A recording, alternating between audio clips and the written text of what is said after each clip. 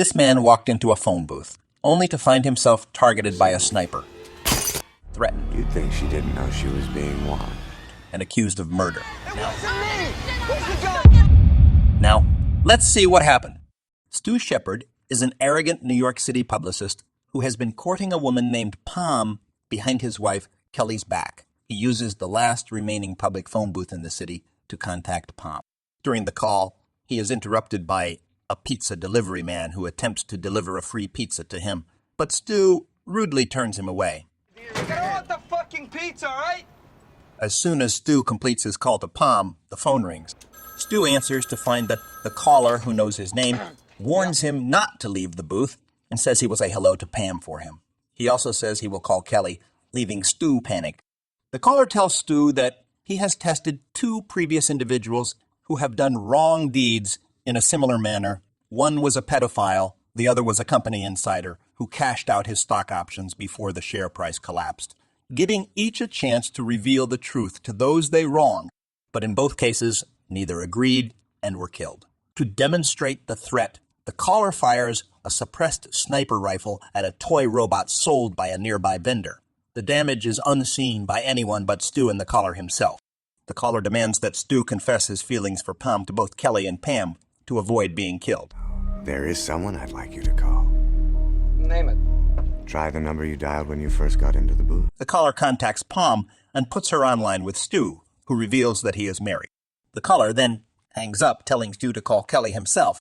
As Stu hesitates, the booth is approached by 3 prostitutes demanding to use the phone. Stu refuses to leave, having been warned by the caller to stay in the booth and not reveal the situation. Leon, the prostitute's pimp, joins his charges, smashes the side of the booth, grabs at Stu in a headlock, and starts punching him. The caller offers Stu to make him stop and asks if he can hear him, which Stu just answers positively, causing the caller to misunderstand Stu that he wants him to shoot Leon. The caller does, and Leon staggers away before collapsing dead in the street. The prostitutes immediately blame Stu, making a scene over Leon's body, accusing him of having a gun as the police and news crews converge on the location. What Glock? How do I have a fucking Glock? It's a telephone! Police Captain Ed Rami, already suspecting Stu of being the killer, corners the streets with police roadblocks and starts trying to negotiate with him to leave the booth. But Stu rejects, telling the caller that there is no way they can incriminate him.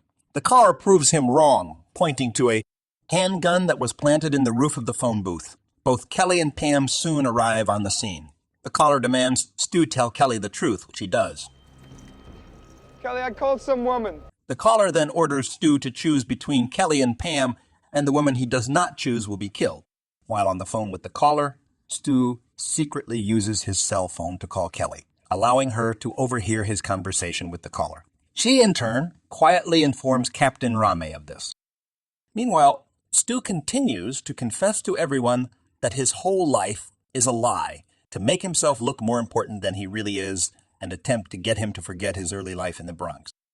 Stu's confession provides sufficient distraction to allow the police to trace the payphone call to a nearby building, and Rami uses coded messages to inform Stu of this. Stu warns the caller that the police are on the way, and the caller replies that if he is caught, then he will kill Kelly.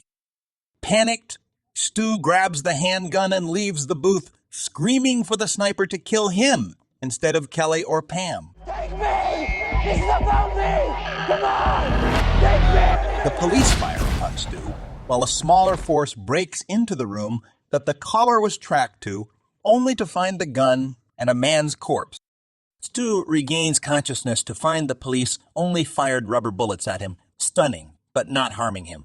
Stu and Kelly happily reunite. I'll tell you everything. Everything. As the police bring down the body, Stu identifies it as the pizza delivery man from earlier.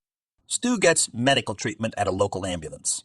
As he does, a man with a large rifle case passes by and says that he regrets killing the pizza deliverer and warns Stu that if his newfound honesty does not last, he will be hearing from him again.